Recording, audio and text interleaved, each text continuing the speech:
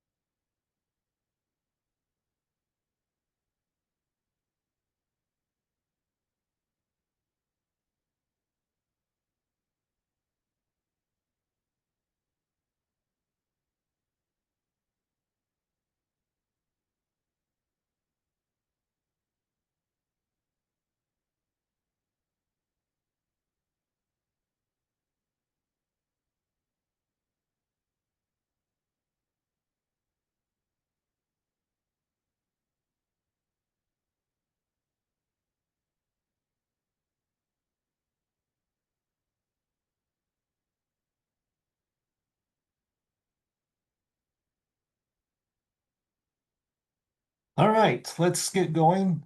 Again, welcome everyone to the basically Utah data meeting. Welcome all. I know it's the end of the year. Thank you for all the hard work that you guys are doing. We really, really, really appreciate it.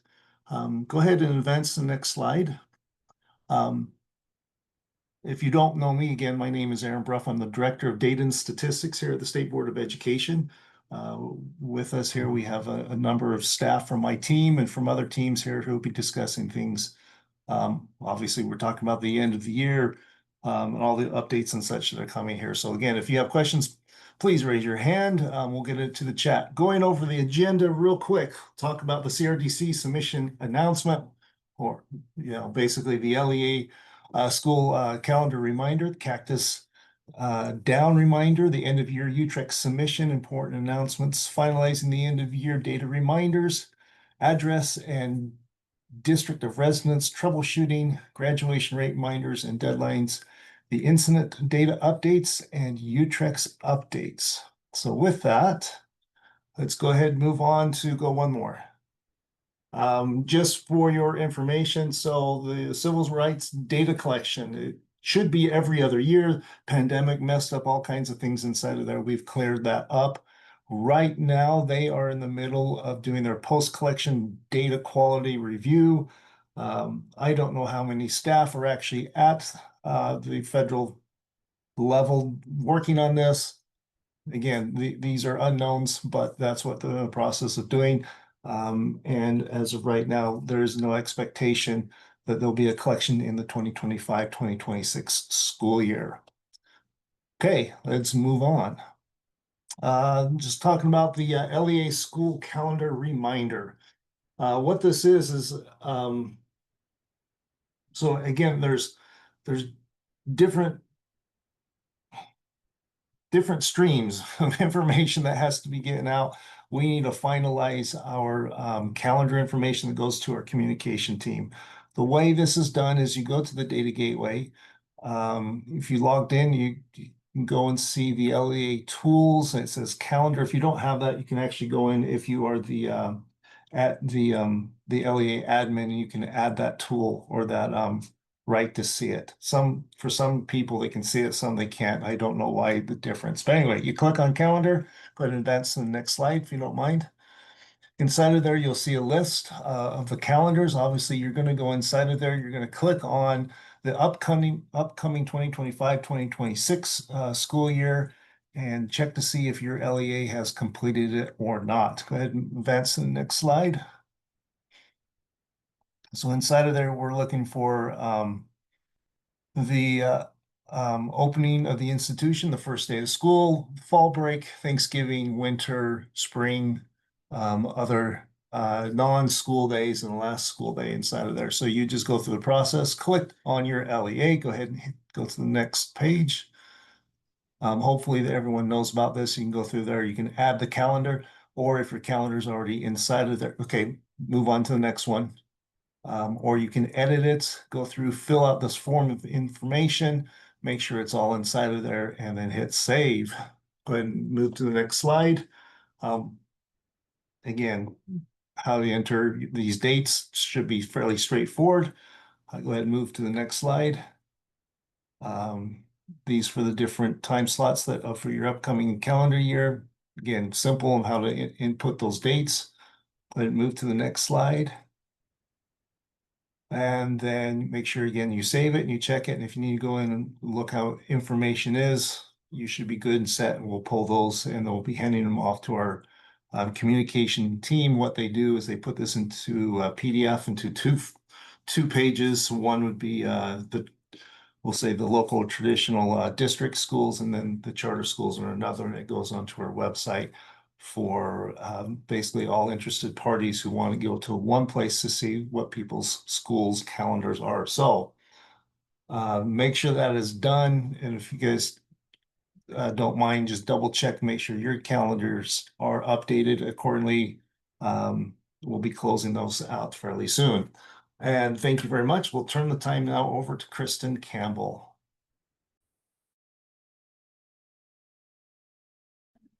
Good afternoon. I just have a few little things to remind you. Cactus will be going down next Monday, June 30th. I would plan on having everything done in there by 10:30. And it'll be back up July 11th. Professional educators whose license expires at the end of this month on 6/30 have the same time to get it renewed. Everybody who's working and not working actually has gotten 6 renewal notices. So if they haven't done it, it's not because we've not tried. The new core code list and teacher qualification reports will be posted on the web in late July. In future news with USIMS will be taking over educator assignments in October after the October 13th ESSA funding. ESSA funding is going to come from Cactus. So you need to get your assignments in there, get your LEA specific requests in because the funding is pulled on October 14th. And last, if you have any future schools that are opening or closing, or name change, please let us know as soon as possible. And name changes are only done on July 1st. So if you have one in the works, you need to get it to me ASAP. Any questions?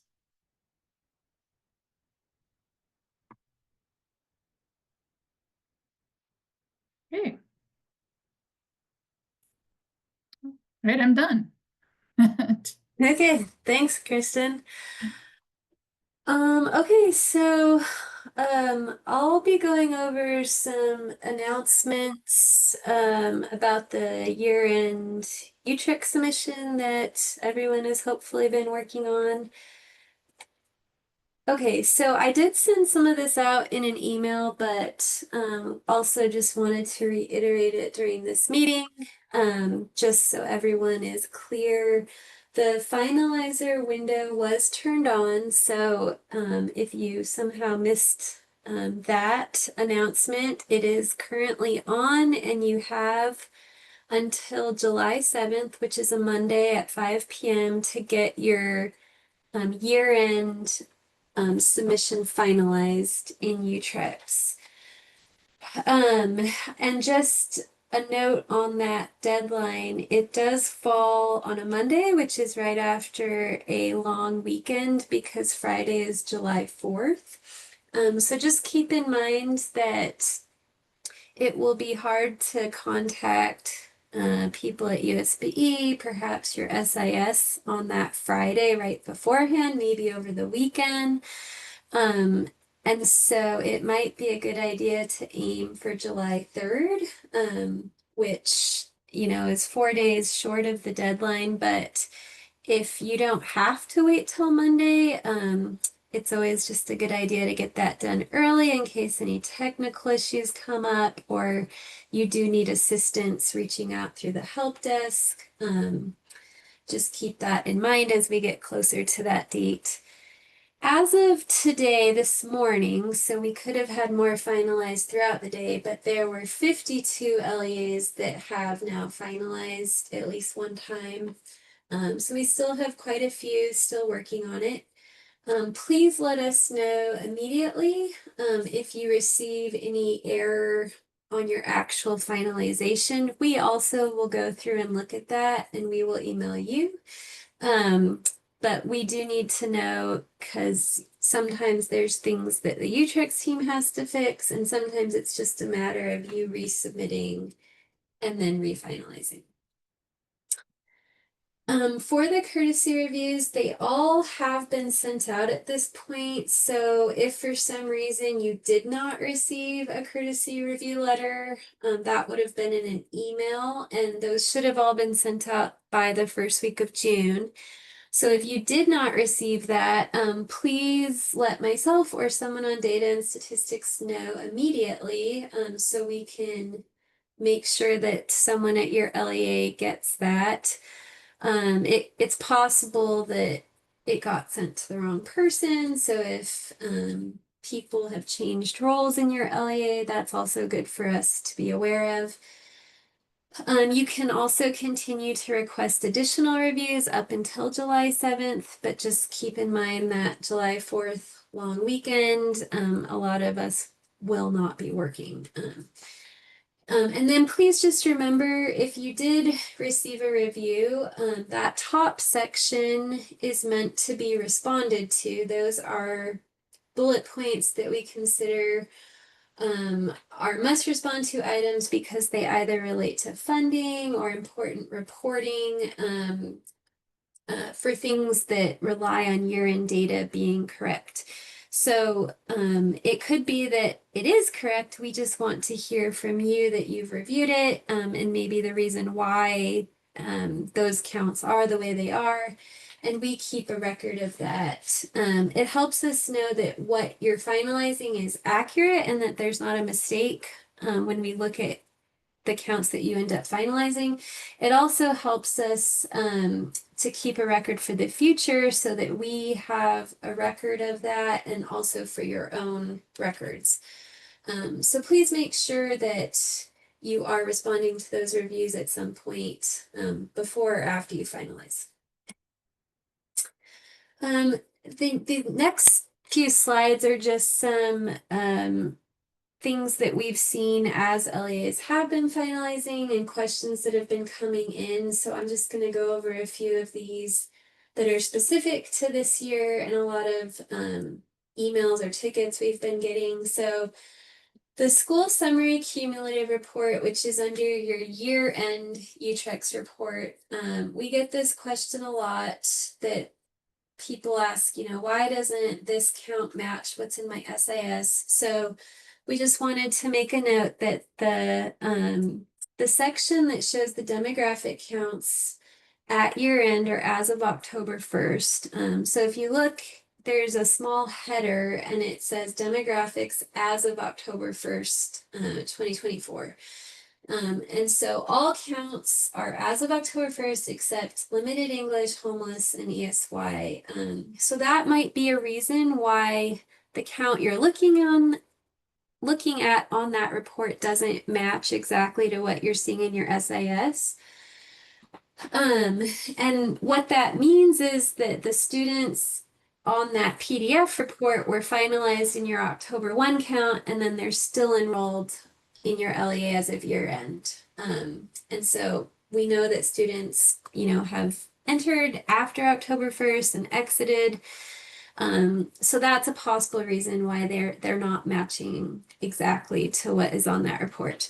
The place to check and compare for what is in Utrecht as of right now is in your examine data file, and you can download that from the Utrecht overview if you're wanting to compare exactly what's in your SAS. Okay, another thing that has come up, and this has come up in previous years as well, but depending on the day that we did your data review, it's possible that this was an item marked at the top of your letter to respond to. It would have been flagged that 0 students had 180 days of membership, or 0 students had 180 days of Scram or YIC membership. This is an important issue to address when there actually is a problem with your membership, because 180 days impacts funding for a student. That's considered full-time. But it may have been flagged because your LEA simply had not finished school yet at the time of the review, and so the membership wasn't reflecting in UTREX yet as 180 days. So please, if that was marked on your review, just double check your membership at this point, because we did those reviews now a month ago, and just make sure that things are looking the way they are supposed to. We also will still be looking at that and what you finalize, and if we see something, if we do see 0 students with 180 days when you finalize, we will reach out to you. And then finally, Power School users, just a reminder, sometimes when there's membership issues, we have seen in the past that a possible fix for some of those issues has been to make sure you're running all of your membership reports before submitting and then finalizing. Okay, the next announcement is about level 2 membership warnings. We get this question a lot. This is specifically a warning when a student has greater than the total allowable amount of membership, and that often is involving multiple LEAs. This is a warning, so it's not a fatal error and it's not blocking the student's record. But we do ask that you review all of your membership warnings and that you check that the students that have the warnings have the correct entry and exit dates entered for your LEA's enrollment, and then that you are claiming the appropriate amount of membership for that student. You can reach out to the other LEAs involved. You can find that information on, if you download your validation error file from the UTREX overview and scroll all the way to the right, on that warning, you'll see the other LEA that the student is enrolled with. So you can try reaching out to the other LEAs about what they are reporting if you feel that something is off. The state typically does not get involved in those interactions.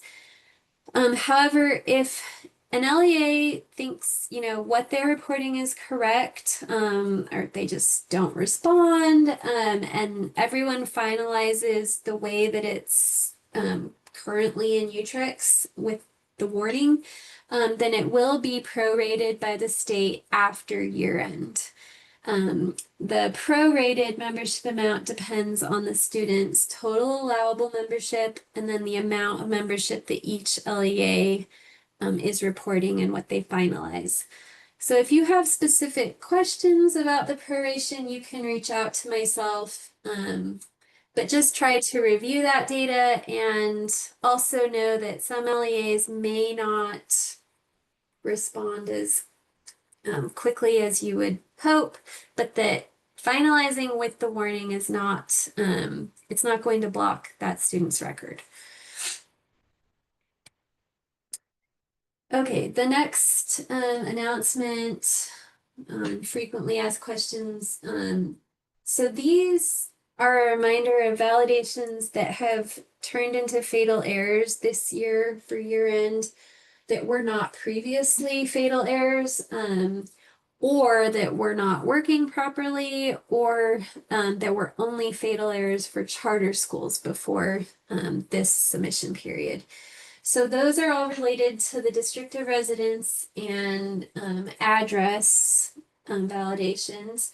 There's 2 level 1 validations and then 2 level 2, so 4 total. We've been training on this all year. We've also, we've flagged this on your data reviews. We've been getting a lot of questions, and so Riley is actually going to be giving a training devoted just to these issues and all the questions we've been getting.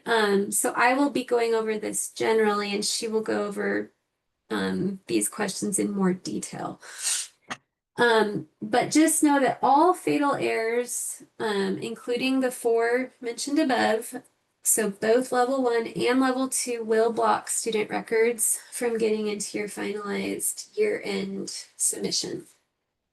The impacts, if you leave fatal errors, are that that student record will not get into UTREX. They will not be in your final enrollment counts.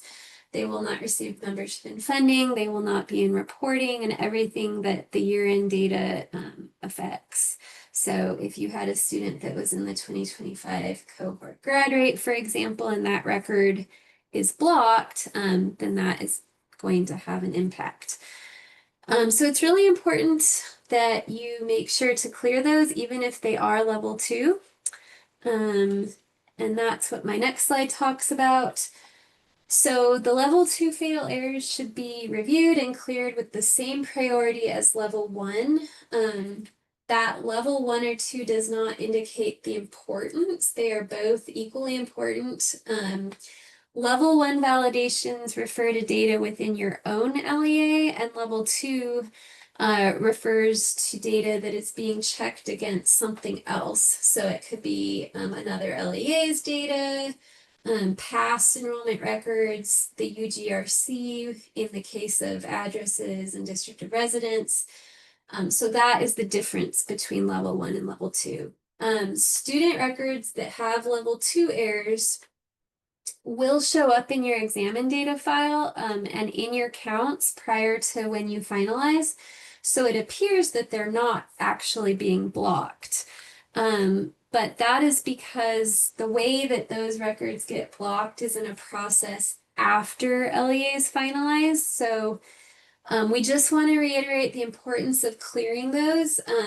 Those students will not be in your final counts, and you won't necessarily see that because it happens after the finalization. And what that means specifically is if you choose to leave those district of residence and address level 2 errors, those students will have impacts and not get into UTREX. Okay, this is related to validations, but now changing gears from the address and district of residence stuff. This is just to report back to you some different issues that we have found and either fixed and a few that are not fixed. First of all, I want to say thank you for everyone that reviews these so thoroughly as they're looking at their data, because a lot of these issues have been made known to us from LEAs who email in questions or concerns about specific fatal errors. So we really appreciate that feedback because it helps us to fix validations when they're not working as expected, especially with newer validations and codes.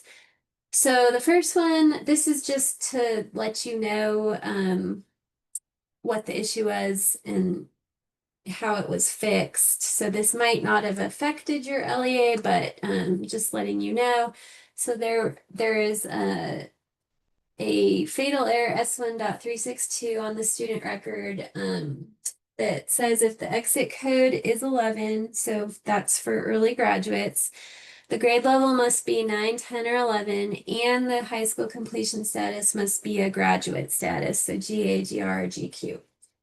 The first problem was that what it was actually doing, it was also checking that if the grade level was 9, 10, or 11, and the completion status was a graduate status, then the exit code had to be that 11 exit code. And so that problem kind of relates to these next two. It was not allowing the CB exit code to be submitted, which should be allowable. And then the next problem was that it was not allowing any other exit code other than that 11 code to be used on students that had multiple enrollments in the same year and same LEA.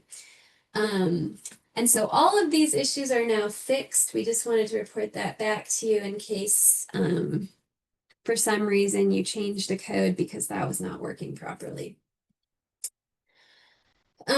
There were a few issues which are kind of expected since the district of residence and address stuff is new.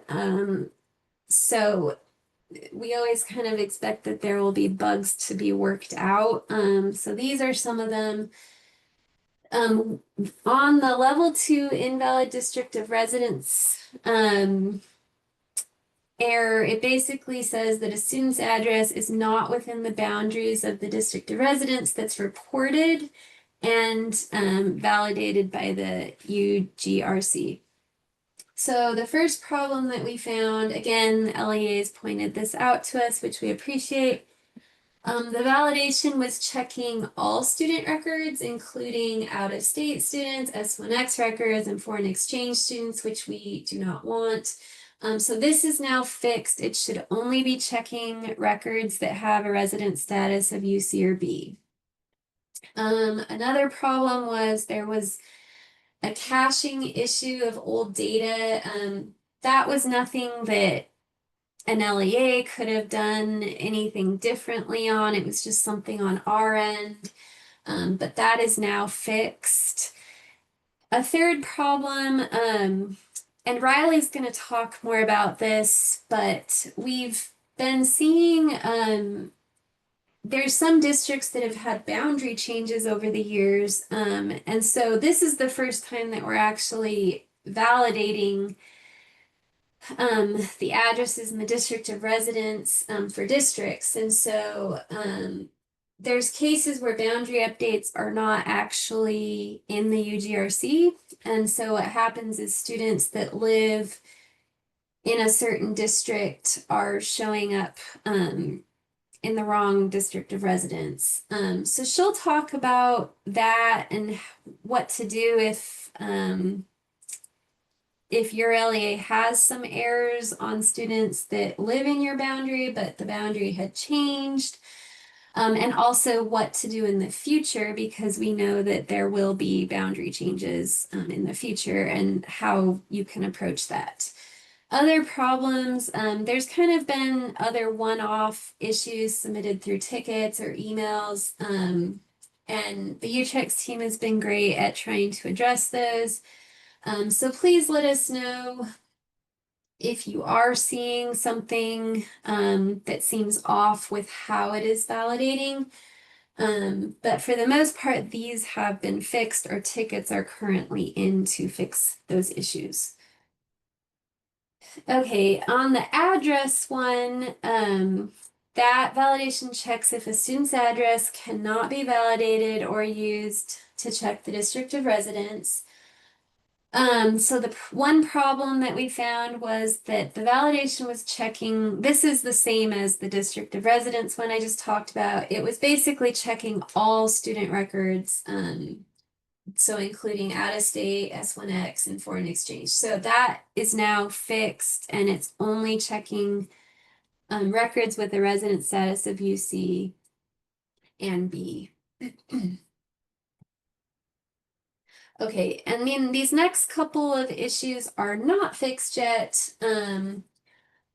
Neither one should be affecting very many LEAs or students, and we've been tracking that, but we still just want to bring it to your attention.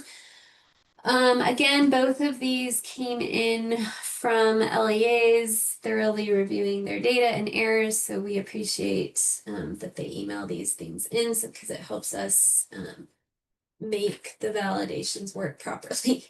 So the first one is S1.398. This is for RA students. It basically says that if you submit the RA completion status code, the school year needs to equal the cohort year for that student. The problem is that it's not triggering correctly. And I have heard this in past years from other districts that whenever they submitted the RA code, they were getting an error, but I don't know, when we would touch base, then the time had passed, so we couldn't actually see the example of what the error was and what was happening. But luckily this year we got an example.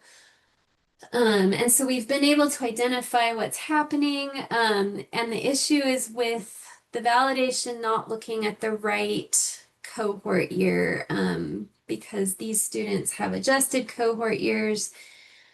And so it's in some cases it's letting students in that should be getting the error, and in other cases, as of right now, I only know of one student, but was getting the error that should not have been getting the error.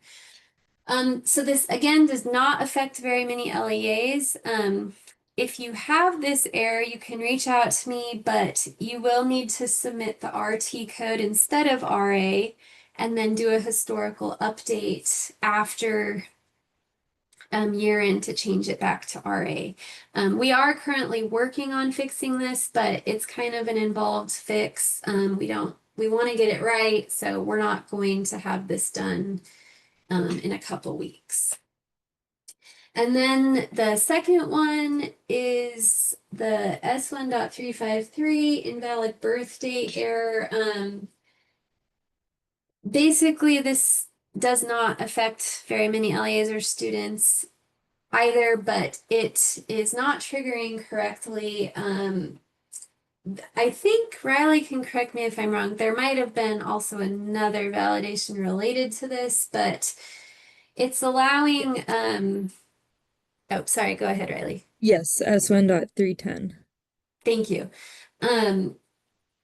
It's triggering on, these are preschool students, and there is a misalignment with what is in the specs and what the validation is actually doing. It's also out of date, the purpose for why it was originally created. And so we do have a fix approved, but it won't be in place till next school year. So if you have this error right now, you will need to finalize with it. But let us know. Right now, the one LEA that has let us know they have this error, that student has 0 membership, they have no Scram record.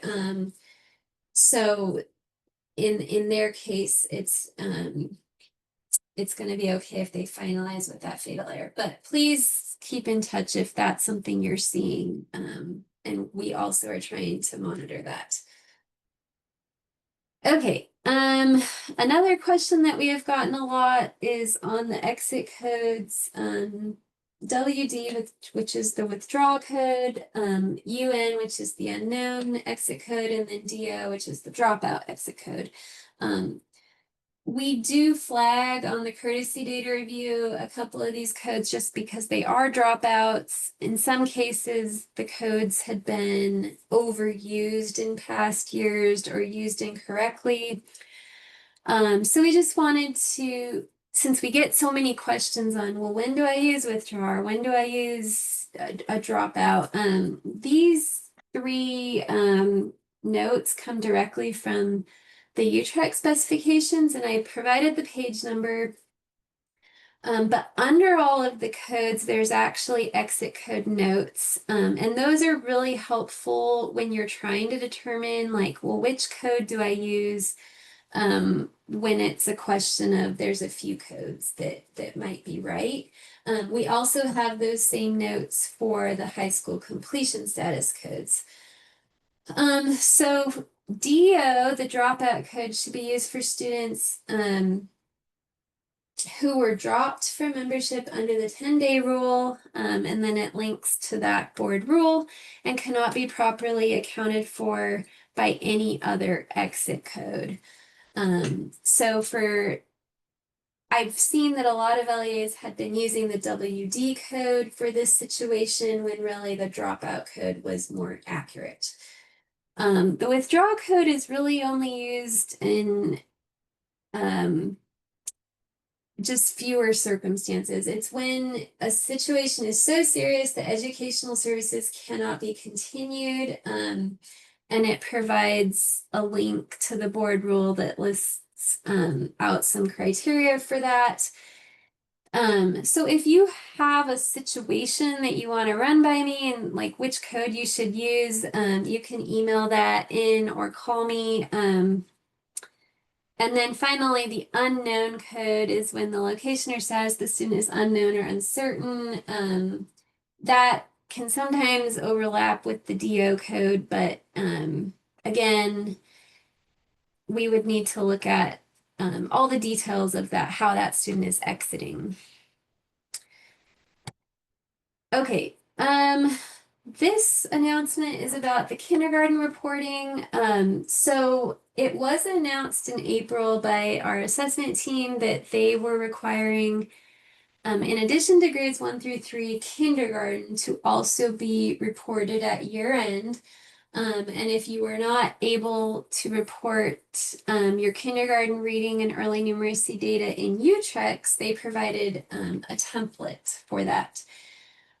So we've gotten a lot of questions from LEA saying that they are sending the data, but it's not showing up, on their reports. And so the reason for that is because we haven't added that yet to the school summary. That still only shows grades 1 through 3. So if you need to check if the kindergarten data is making it into UTREX, you need to look in your examine file.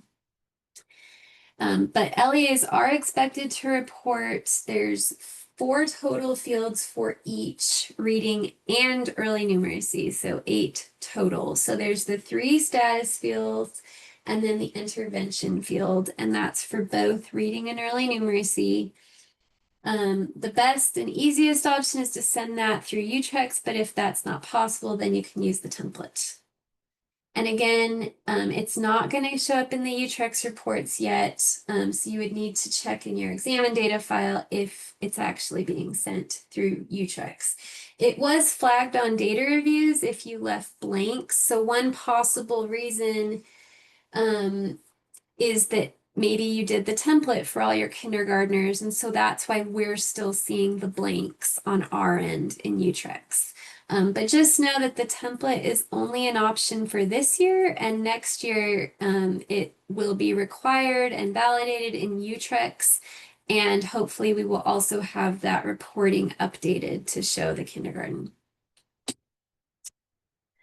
Okay, and then this was on the courtesy data review, but I just wanted to also include it here. The S5 record is new and it was added. It's been announced and talked about through in a few different data meetings, but we've gotten questions about whether the data is actually coming through to UTREX and should you do the Qualtrics form and UTREX. So if you don't know what the S5 record is, first, this tells you what those fields are.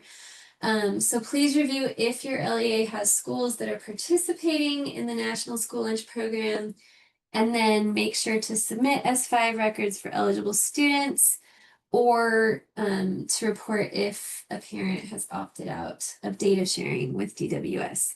And then please know that for this school year and this year-end submission, child nutrition and the UTREX team has asked that you submit it both ways. So it's not an either or, they want it both in UTREX and through Qualtrics. And that's for the round 2 submission. If you have any questions on that, you can reach out to Tammy Walker. But we have gotten a lot of questions about that. So please just make sure that you're submitting it in both UTREX and Qualtrics. Okay. I have not been looking at the chat, so looks like Riley. Okay, that was district of residence stuff. Okay. Let's see. Okay. Oh, Sorry about that. My mouse went crazy.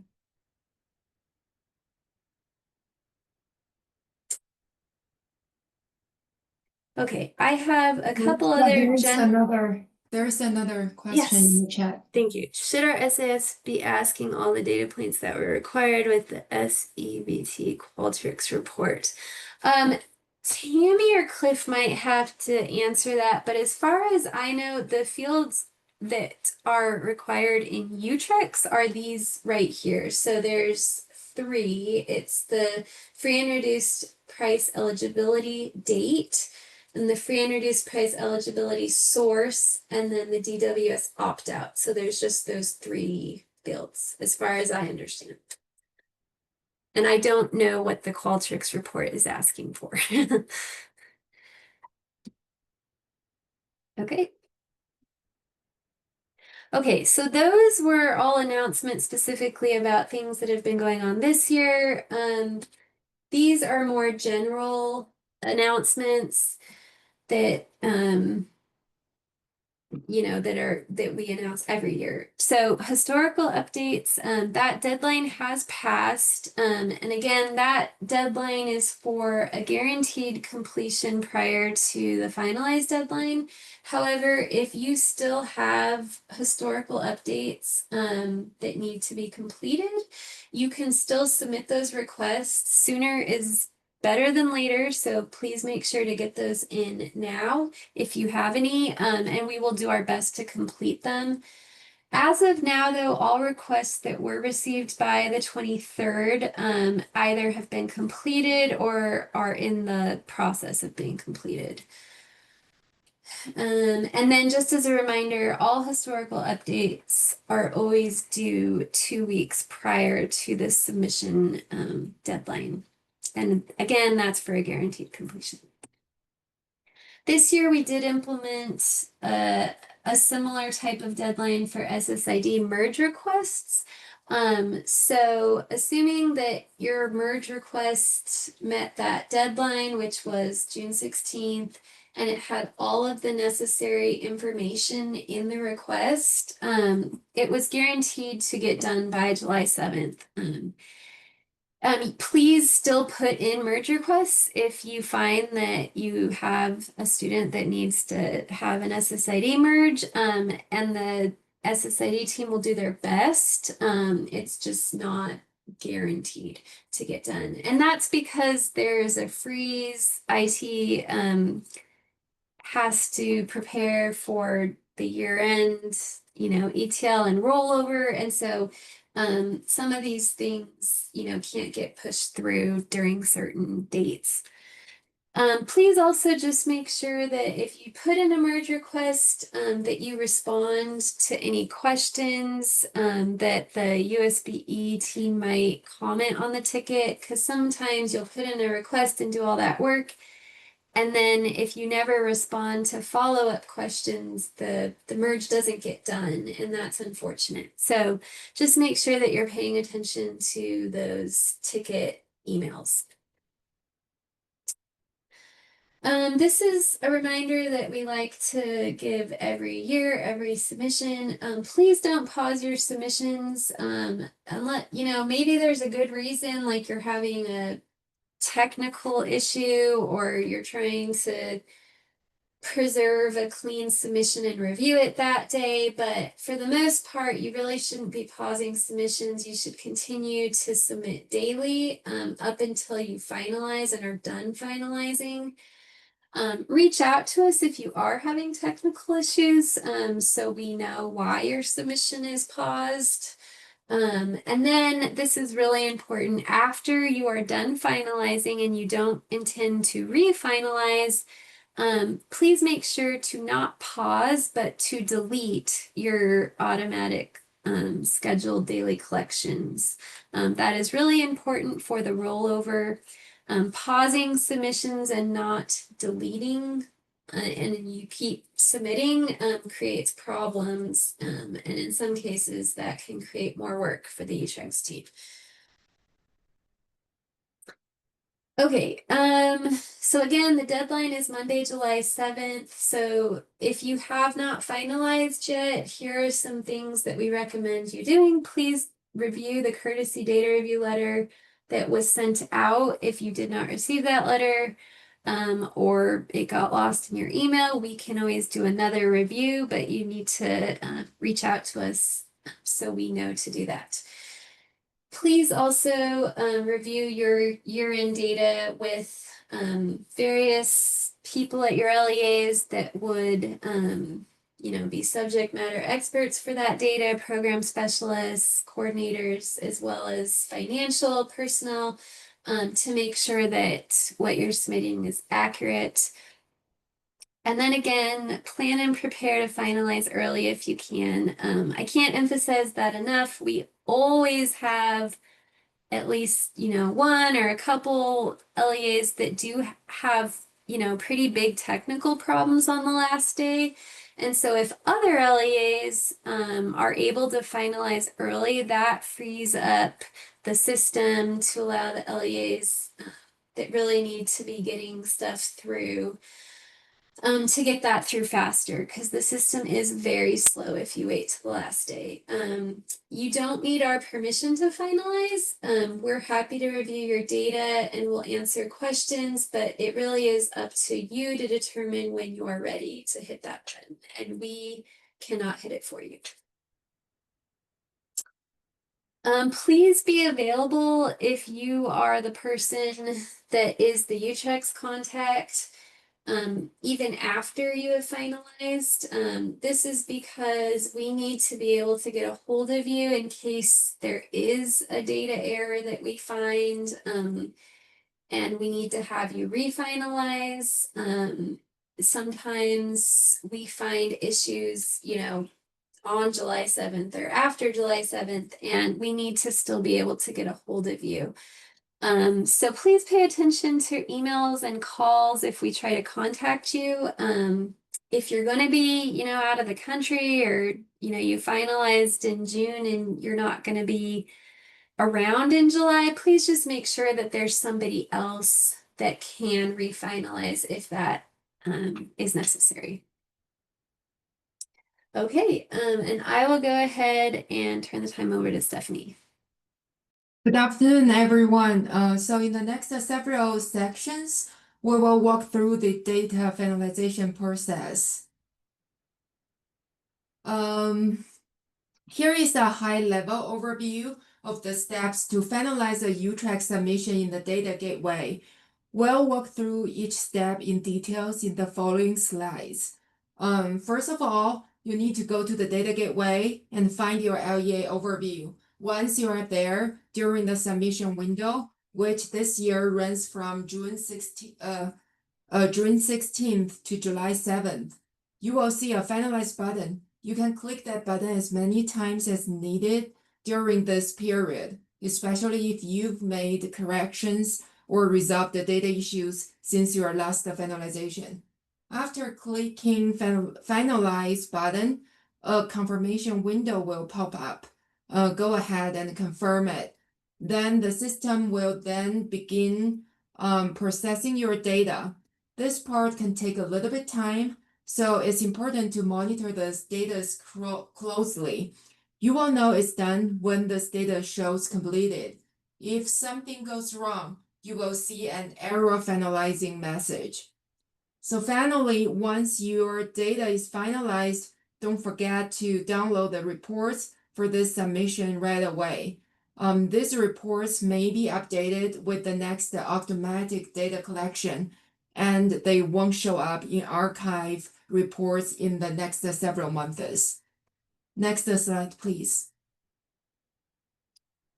So in the next several slides, we're gonna dive deep into each step. So for step 1, start by logging into your data gateway and then navigating to the LEA overview screen. In the lower right corner, you should see the finalize button. I've circled it in the screenshot for your reference. Now, if you don't see that button during the finalization period, it's likely that your account doesn't have the correct UTRAX role permission to finalize submissions for your LEA. So in that case, you will want to check with your data admin or manager in your LEA. Next slide, please. For step 2, once your LEA has finished updating the data, cleared all validations, and completed your data accuracy review, including the courtesy data review from USBE, when you feel confident that the data is ready, you can go ahead and click the Finalize button. One important reminder here is if you are planning to finalize the most recent dataset, make sure to double check the timestamps on the LEA overview. It's best to wait until the data collection process has fully completed before you finalize. If you finalize while the system is still processing data collection, you might accidentally log in an earlier dataset instead of the most up-to-date one, or encounter some other issues. Another important note is that after you finalize your data at year end, make sure to delete your automatic submissions. This step is different from the October and December uploads, where you are still allowed to submit data even after finalizing. But for year end, please delete the data collection. Next slide, please. For step 3, after you click the Finalize button, a pop-up will appear asking you to confirm. So go ahead and select as it shows in the screenshot. The dataset you finalized last time will be saved as the official submission of your LEA for the July 7th deadline.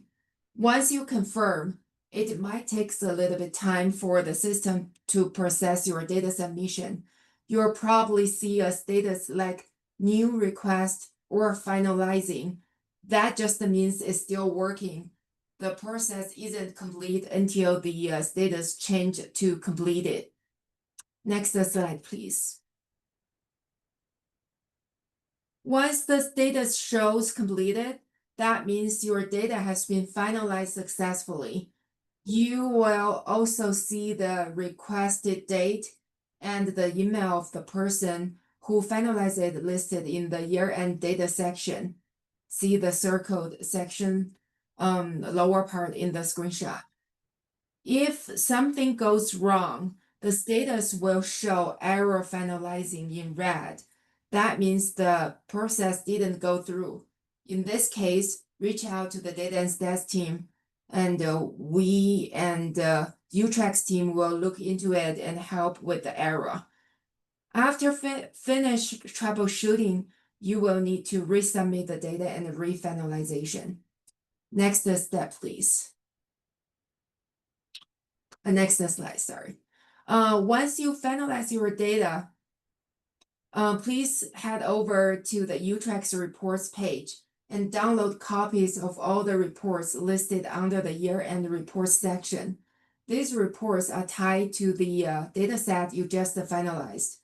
It's important to save them for your record and in case there's even an audit.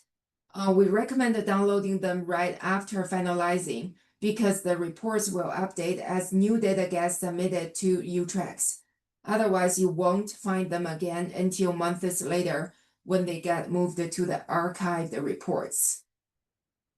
Next slide, please. So here are some common issues you might run into when finalizing your data. I won't go over them now, but please take a few minutes to read through them offline. You might find a solution there if you run into any of these problems later. Next slide, please. In the next few slides, we'll walk through some common data submission errors from past submissions. By sharing these experiences, we can learn together and be better prepared for the finalization period, especially if you haven't finalized your data yet.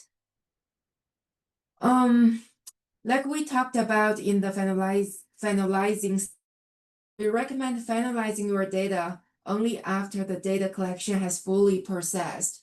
If you hit the finalizing button while a collection is still processing, you'll likely get an error. To avoid that, double check the timestamps. Specifically look for a date and time next to processing completed in the received by state box.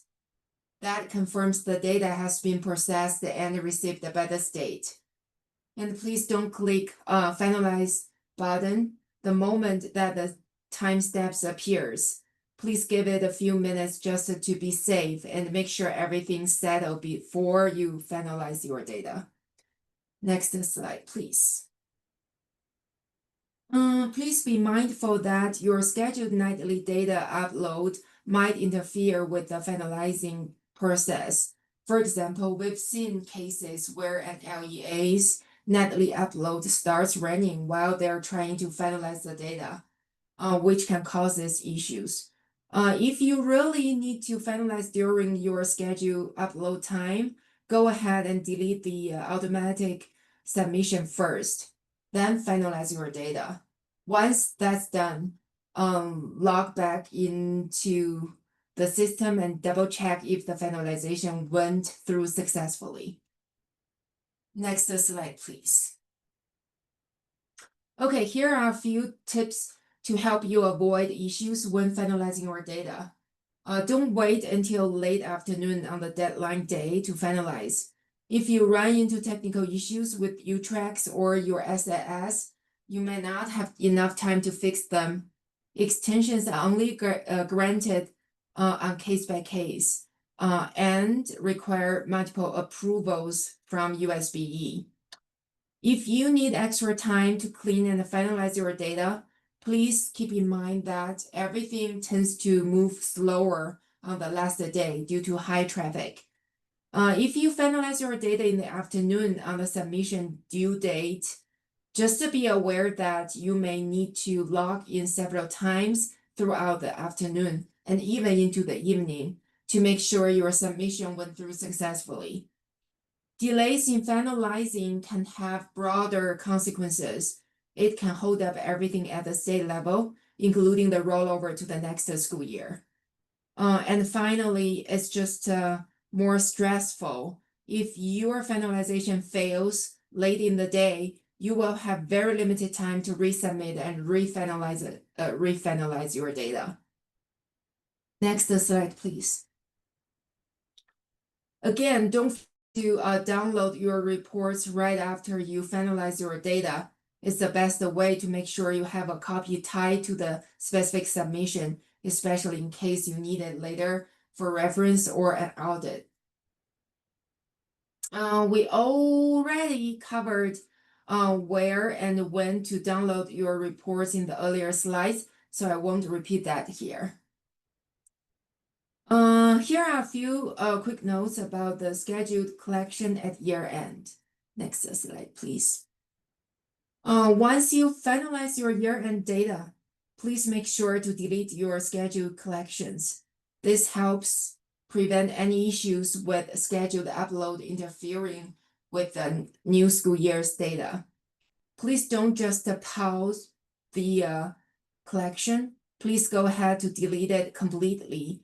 We've had a few questions about when to start collections for the school year 2025 to 26 in UTRACS. We'll send an email when it's time to begin. And at this specific point, and at that point, you can set up a new daily collection. So unfortunately, we don't have a set date yet for now, but it usually happens around late July or early August. Next, please. Here's a screenshot of your UTRACS data collector. To delete a scheduled collection, just select the targeted daily collection and click Delete selected at the bottom of the screen. That'll remove it and help prevent any issues as you transition into the new school year. Here's a list of helpful resources for your year-end data submission. For technical issues, please contact the UTrack support team using the link or contact info listed over here. For data-related questions, please reach out to Data and Stats team. For SAS-related questions, please contact your SAS vendor's help desk directly.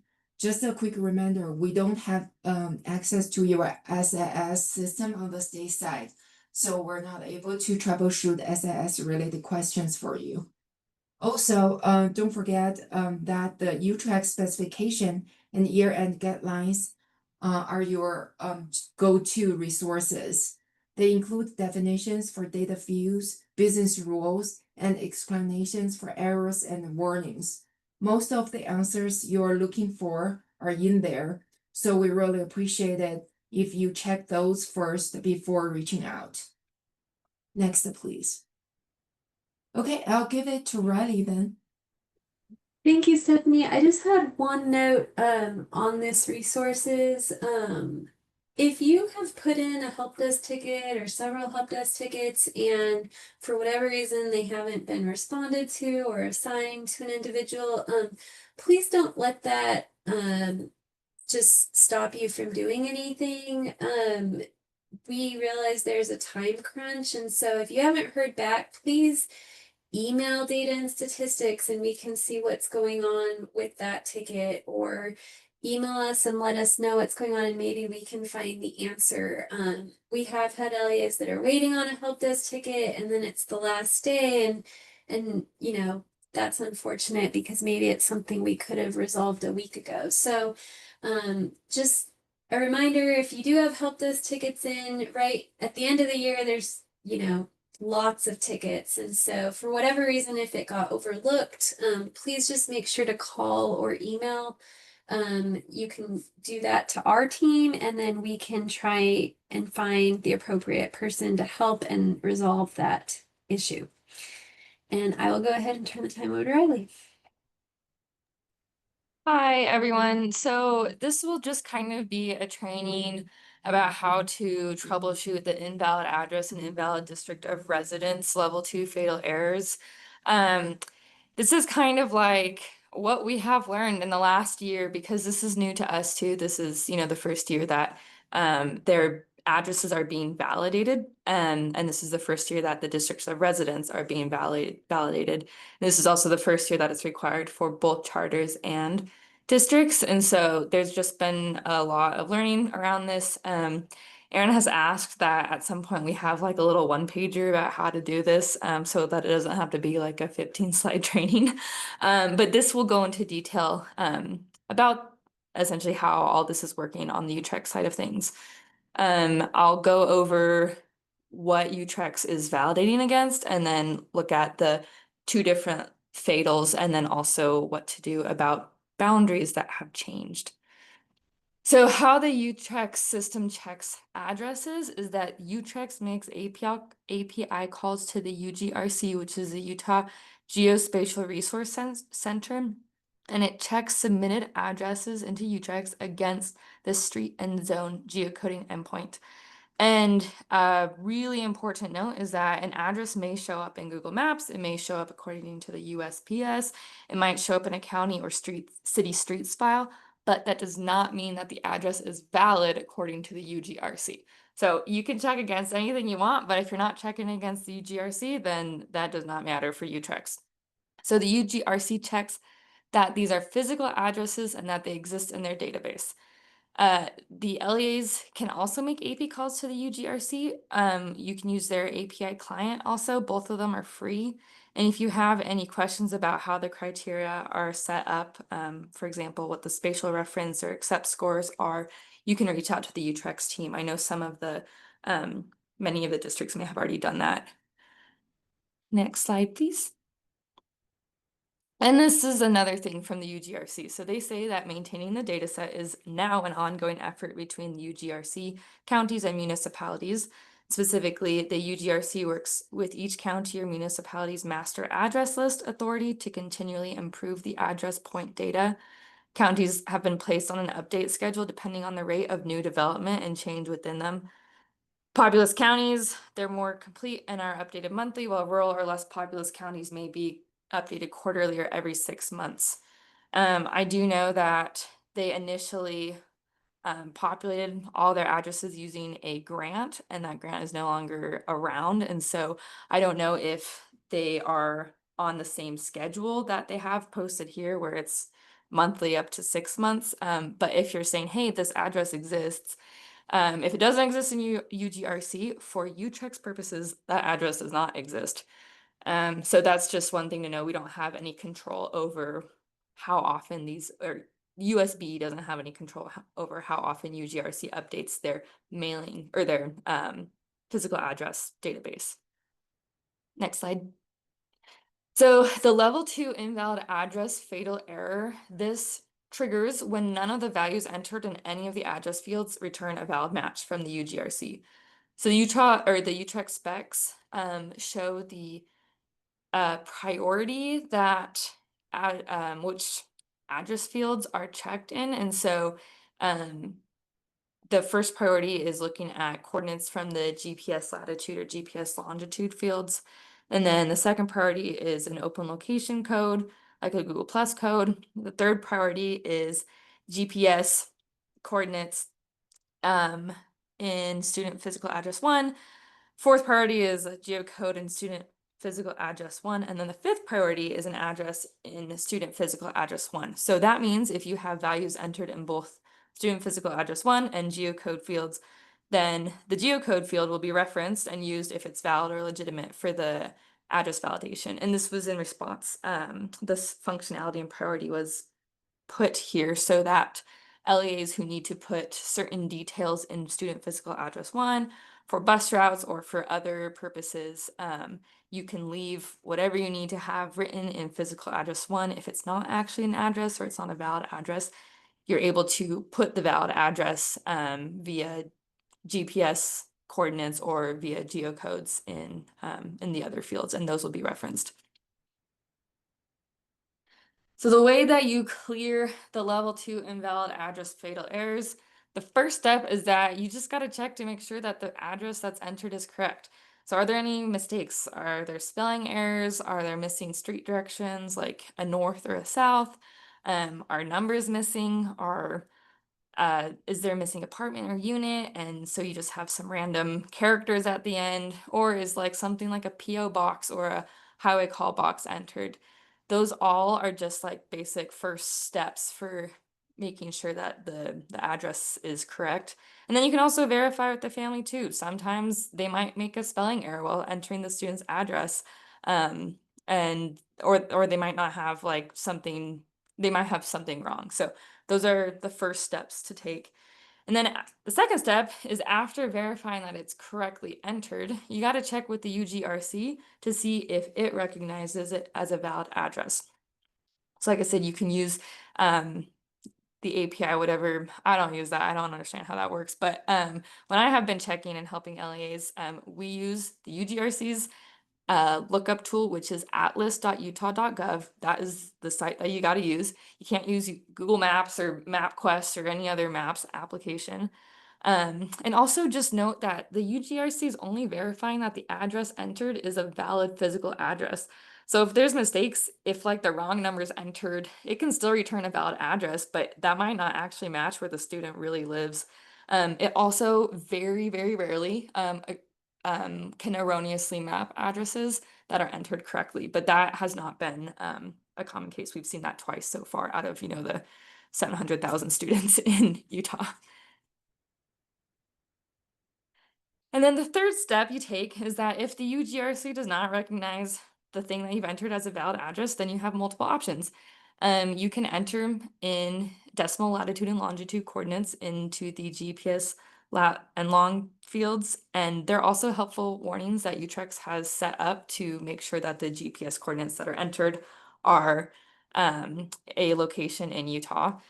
And then you can also enter a open location code. So you can use Google's plus codes. You have to use the full length code, but you can enter that into the geocode field.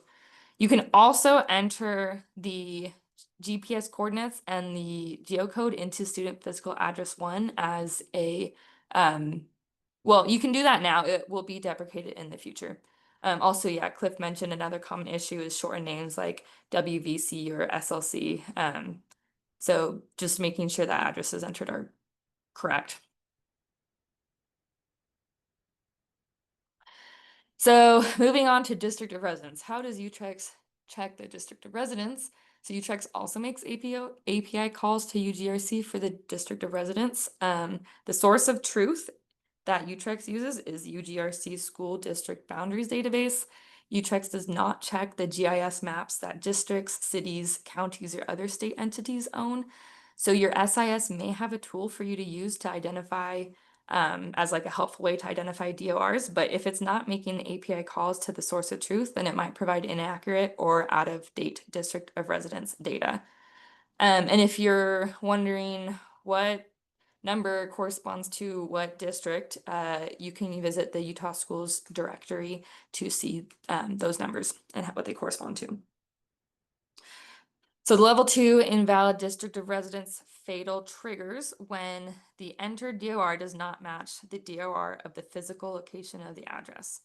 So the same priority of address checking is used for the DOR validation. So that means if you have values entered in both student physical address 1 and geocode fields, then the geocode will be referenced and used if valid for the level 2 invalid DOR validation.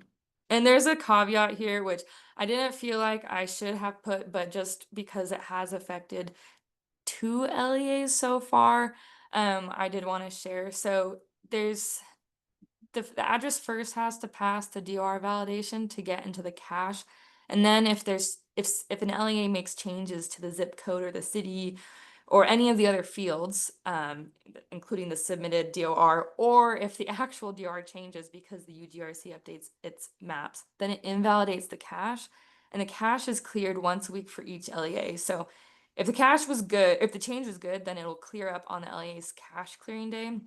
And if it wasn't good, then the LEA will get an updated error. And this is a rare scenario that exists. And if it gets down to the line, and this is one of the instances, and the cache clearing day isn't going to happen until after July 7th, then please reach out and we can have ops or one of the developers put in a ticket to ops to have them clear your cache. Like I said, this has happened for a couple addresses so far, so very rare. So the way to clear the level 2 invalid DOR fatals, one thing to know is that the level 2 invalid DOR validation does its own address check, and it cares a lot more about accuracy than the level 2 invalid address validation does.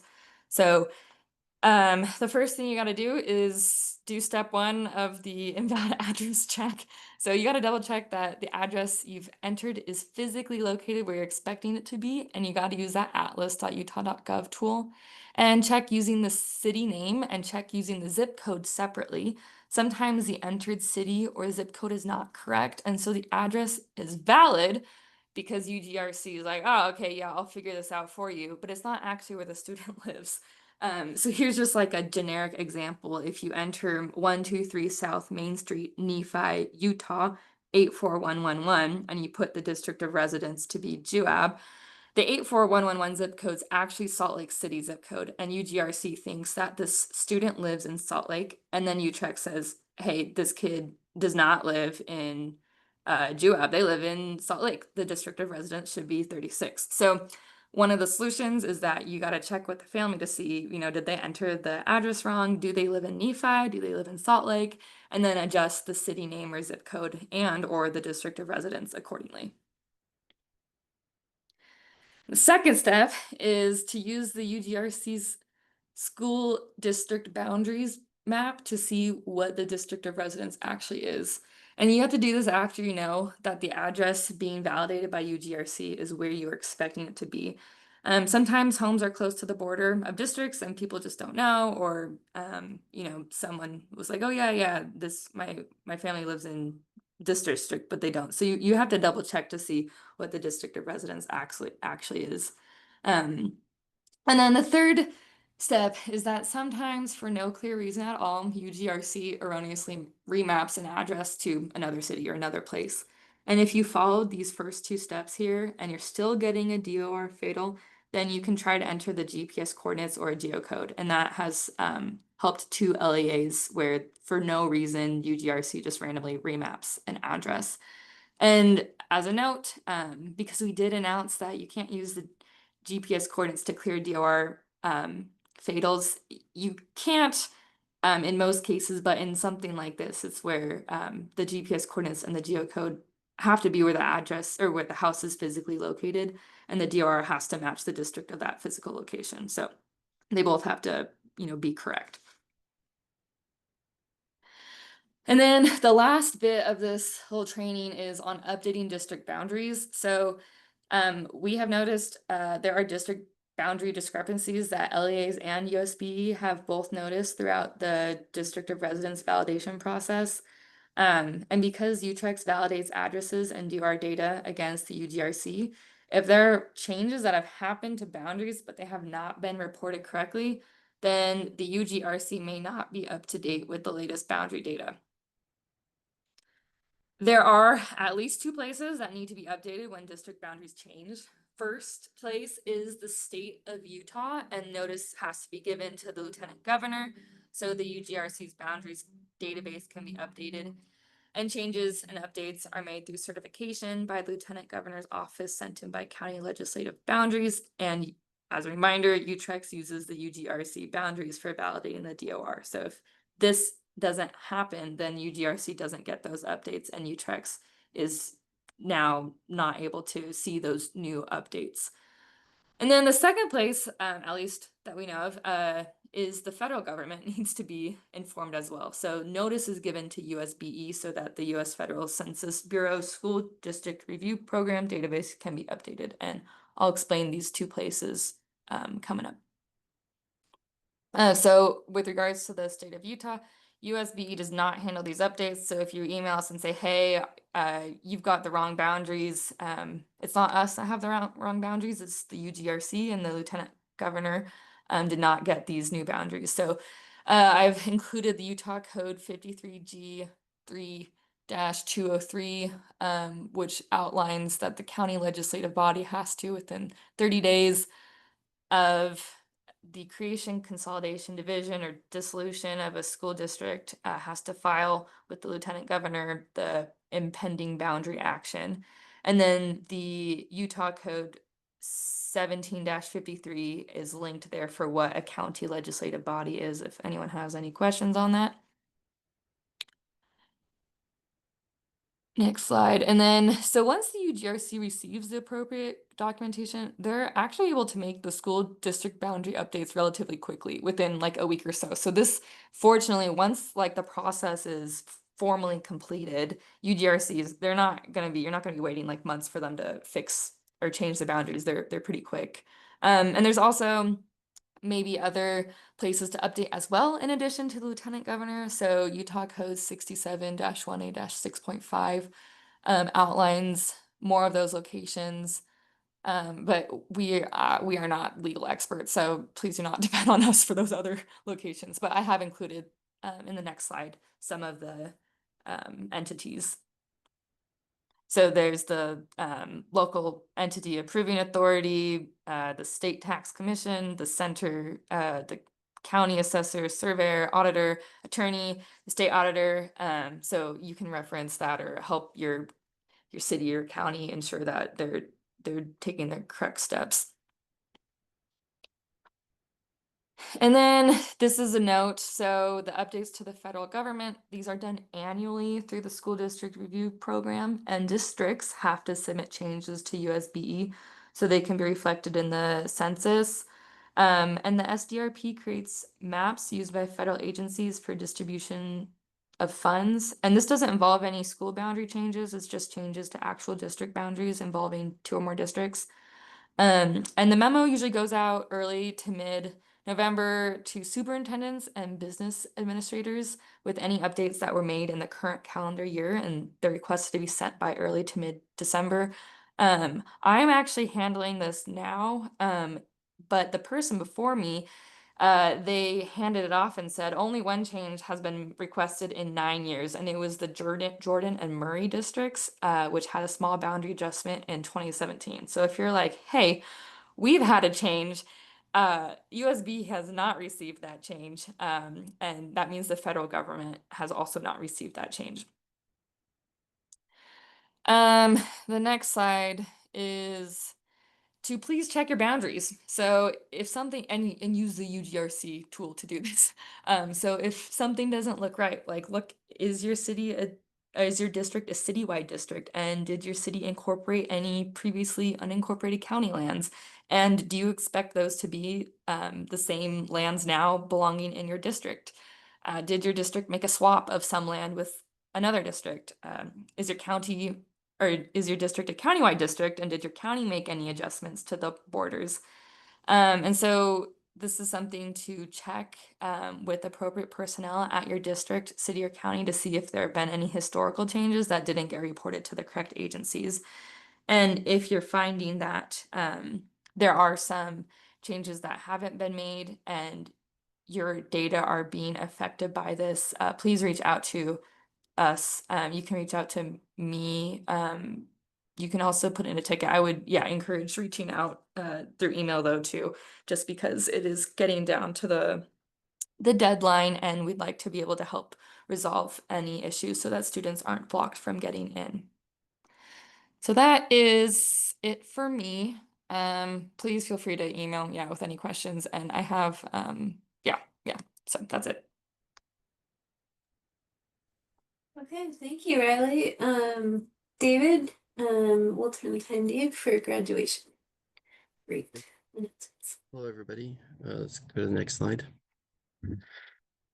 This is just a reminder of the timeline for graduation rates. So from now until through October, you have this time to make updates to any graduation data, whether it be exit codes or graduation status. So as up till the finalization, you can make updates through your SIS. Otherwise, you may have to make historical updates afterwards. Be sure to be checking all the different codes to make sure they're correct. After the July deadline, we'll be most likely at the beginning of August, we'll be working on running the preliminary graduation rate. And then we would it would be made available on the data gateway, but also we've genuinely also sent out a copy through the Move It in order for you to review that data to see what's been finalized and make sure that it's correct and make any updates by the October 1 finalization period. The next slide. It's just a note about a few codes that should be double checked. Also once the UTREX rolls over to the new school year, sometime after the July deadline, you'll have to make updates to past year codes through the S1 X record updates for the students in the cohort. The historical update deadline passed. It was on the 23rd, so this past week. You can still submit the requests though, and we'll try to get to them, but because it's past that deadline, there's no guarantee that it will get in before we run the preliminary graduation. Next slide. Once the graduation preview report is populated and available on the data gateway, this is just a preview of what it looks like. It will give you the information about your counts at the bottom and a list of all your students and their outcomes. Next slide. This is an important place to double check your students, make sure what information we have for them. So when you log into the data gateway, go to the My Tools, go to students, and then you can look them up here and look at all of their enrollment records. It's important to look at entries and exit, and those that are marked as school of record will be the ones that are counted, so pay attention to that. Once UTREX is rolled over to the new school year, how do you make updates? If the student is not enrolled in your LEA, submit updates in an S1X record. But if the student is still enrolled in school year 2026, submit a historical update request. To submit an S1X record, create a new enrollment record for the student, mark their resident status as X and give them 0 membership. And the entry and exit date should only be within the first couple of days of school. They have from now until, as I said before, you have from now until October 1 submission deadline, which is October 6th this year, to make any updates to your 2025 graduation cohort. The final graduation rate will be run after that, and it'll be published sometime in December. The graduation rate preview report is on the data gateway under my tools. It'll be updated after we run it, as I stated before, and then the graduation rate for 4-year report is on the data gateway and is currently updated after each submission period. It's not live data, but don't rely on that directly to check that the updates made it through. If you have any questions or need help with anything regarding graduation, you can contact myself or Callista, and we'll be glad to help you.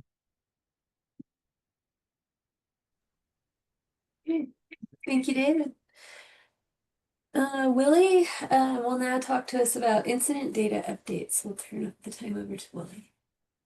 Afternoon, everyone. I will be talking about some stuff that you've probably already heard and then some upcoming changes to the incident data. So just as a reminder, the School Discipline and Law Enforcement Action Report is required annually through statute. And the report has found that the past 3 years, other has been either in the top 3 or the most reported category. And so a work group was created and leadership has tried to investigate, why are these counts so high, along with, disruption as well. And with that direction moving forward, there will be some upcoming changes. Specifically, we're going to add at least 1 new data field called reason for alternative placement and several new infraction codes. These infraction codes will hopefully disaggregate some of the data reported under other. Thank you for those of y'all that had participated in the fall incident data definition work groups. We took your feedback and we worked with it. In addition, when we brought your feedback back to our specialists, they further reviewed, and we will also plan to deprecate sexual assault. Part of the reason is technically under the federal definition of sexual harassment, sexual assault falls under it, and students are also supposed to be going through due process of Title IX policies, and so sexual assault is planning to be deprecated, and it will just fall under sexual harassment.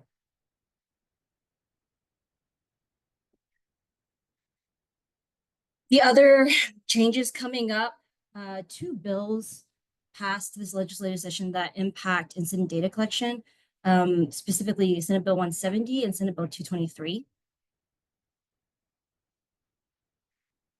And to go more detail, for Senate Bill 170, it deals with emergency safety interventions. For those of y'all that have been aware, the past school year, the news media have been highlighting the usage of ESIs.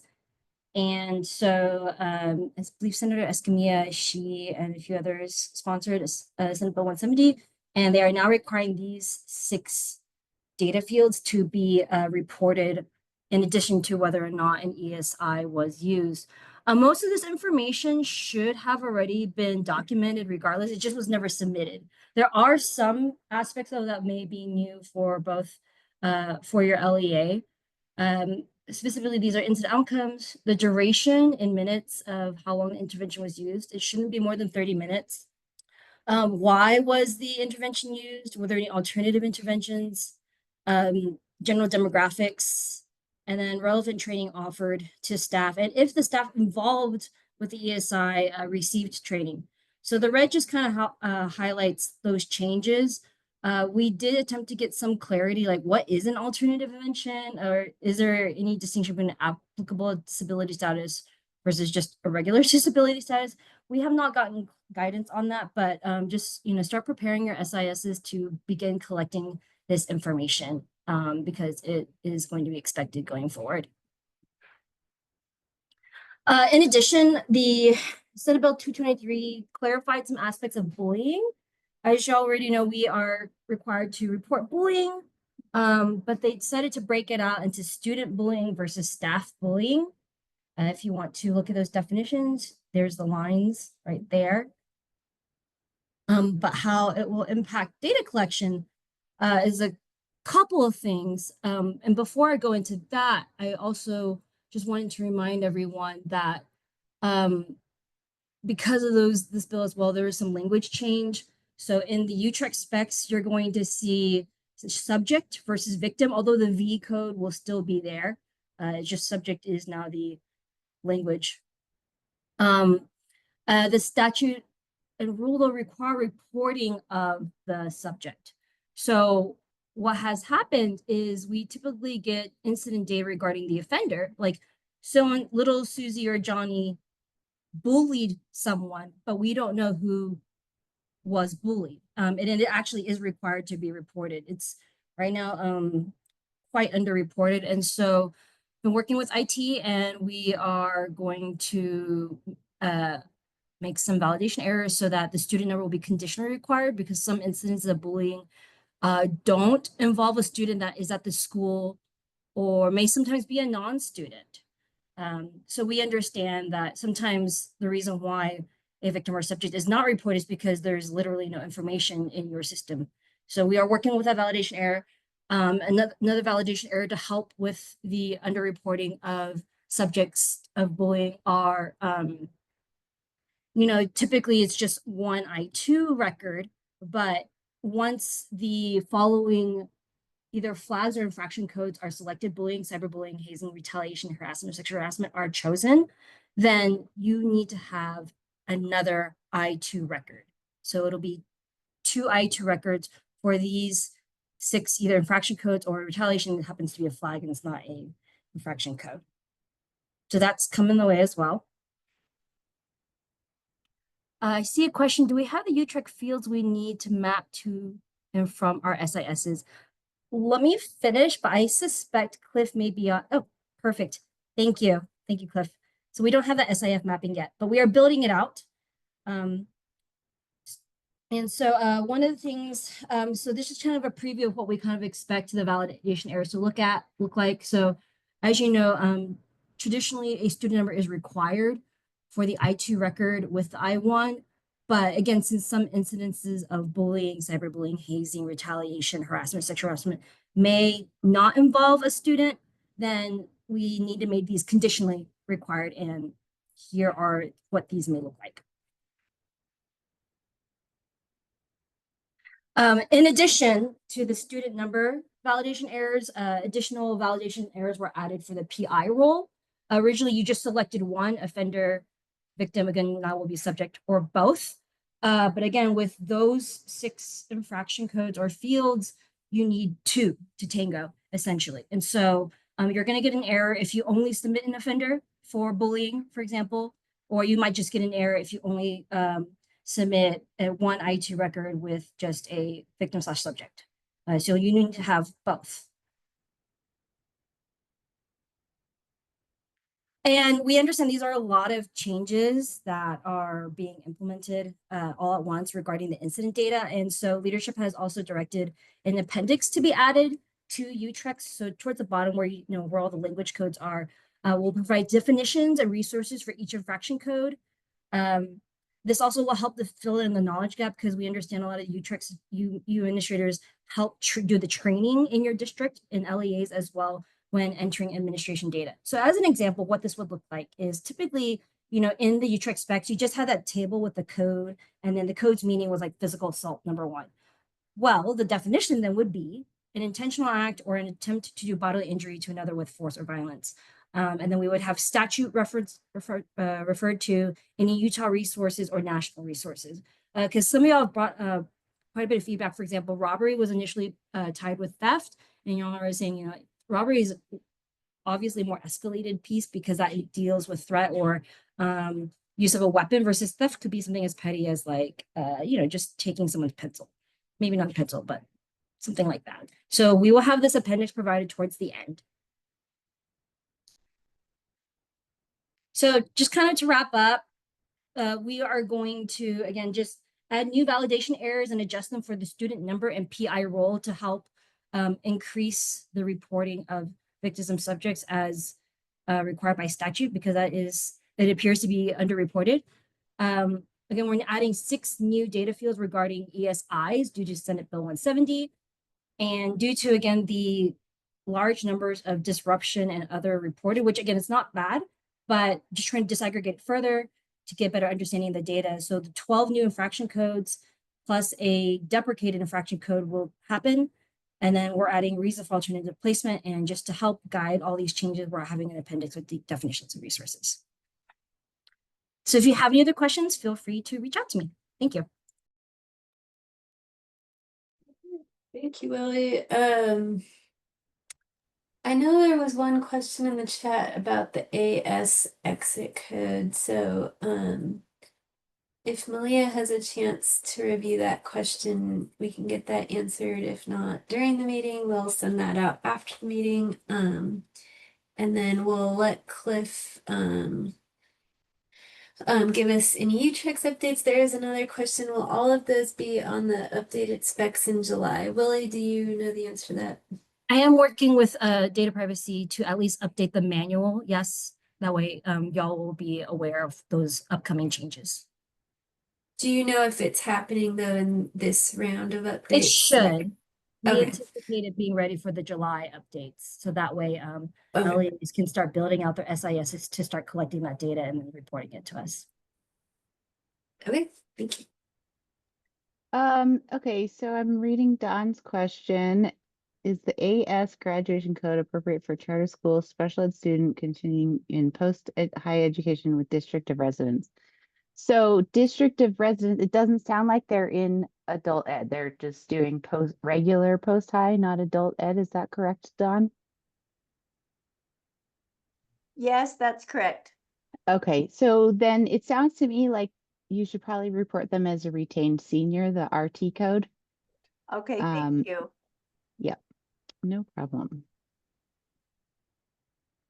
Hey, thank you, Malia. And then Cliff, we'll turn the time over to you if you have any UTREX updates. Yeah, I've got a few things to share. An update first on the SEBT, the child nutrition program over the summer, that the logic and everything was completed. The collections are in place, being collected. I believe we'd reported that last month as well. The reporting work has also been done, but is waiting for release until after our ETL process. So that will be available for in July. The other piece that I have that we also had reported on in the last month was that the districts are going to need to start sending their teacher email through the collections. And in the last month, we also went through and included what that SIF mapping was. So you can go back to that for a reference of how to, set those up. And the sooner that you're able to do that would mean being able to get past the process that we'd had in the previous years of requiring for a district to go out and collect all that and to manually push information to us. So with this being in place, and will be in place for the start of the school year, that will be the expectation, is that we collect all that through there. And again, this is for the privacy of our teachers to make sure that we're not having to share out their practice email, that we can use that district email, which again is public information and And that's the only thing that we would expect to receive in the field is that public information with your teacher for that email. And then the last update that I have is for the UFA, the student application window is going to be opening up on August 1st. So any people that are interested in that process, the previous applications were found to not meet all of the requirements of the legislation. So they're going through that process again, both for the students and for the providers. The provider window is already open, so anyone who was interested in being a provider for UFA, go out to Odyssey and go through that process to get registered, and that there isn't any re-enrollment of either providers or students. So even if you had went through with ACE, you'll still need to go back through with Odyssey directly. The student process, which would be opening up in August 1st, is a very fast process. They do have a streamlined design for it that will not take a long time to do. I believe that they are touting that it should be around 5 minutes for a student, a parent to be able to go through and get their student through the system, and that the marketplace would then be immediately available for them. So that's where those two are at.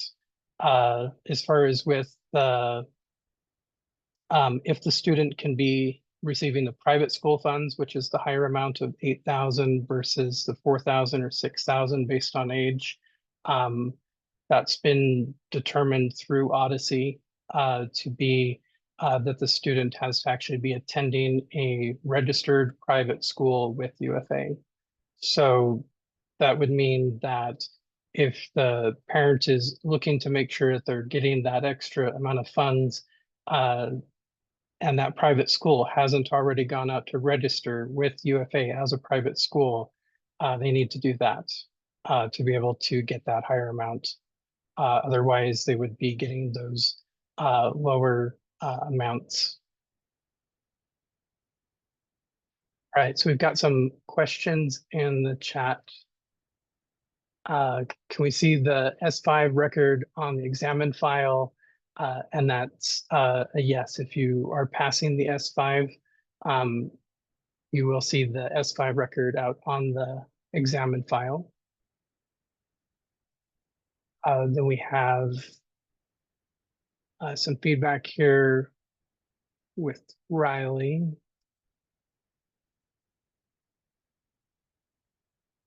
With some addresses. I'm not sure if you want me to jump in on those. Another question here on the S5, is the S5 record available for schools that qualify for CEP? I would think that it would just need to go through probably the child nutrition program specialist to confirm that. And that would be Tammy Walker, and she'd be able to confirm with you specifically about that CEP. But if you're doing child nutrition program already, then I believe that that does mean that you can qualify for it. But she'd be the one to confirm that for you.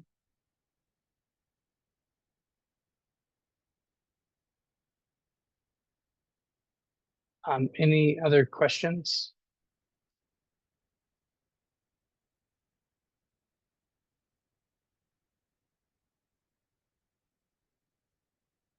Okay, Tammy's able to confirm here that she doesn't believe that that does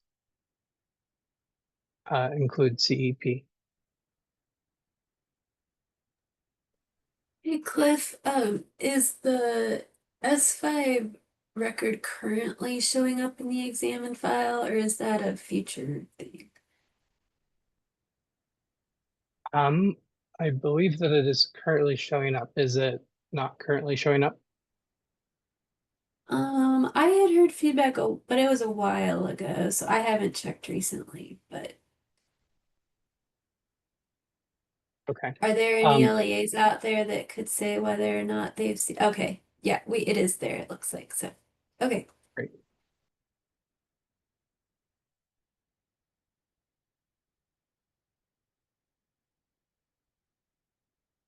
All right. Well, if there isn't anything else, I'll hand back off to you, Calista. All right, Erin, is there anything you have before? Hey, Nope. Callista, Oh, yes. if it's okay, I'd like to give a shout out. Oh, yes. So if people remember from the April data conference, I talked about that your special ed team, so the annual performance determinations that the state has to do and identify LEAs that need assistance or intervention for meeting the requirements of IDEA. We have 4 summer data sessions, data and action planning sessions planned over the course of the summer. And so the 30 something LEAs that fell into one of those determination categories were going to be required to come to one of the 4 sessions this summer. We just had the first 2 of the 4 sessions, the last 2 days.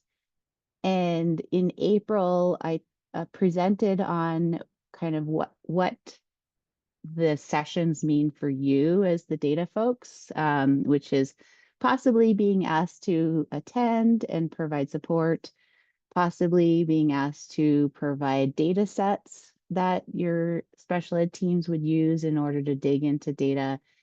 And so we had our first 2 sessions the last couple of days, and we were so pleased to see that all of the teams came with really rich sets of data, and they were great teams, and everybody worked really great together to dig into their data and come up with actionable steps to improve outcomes for students with disabilities.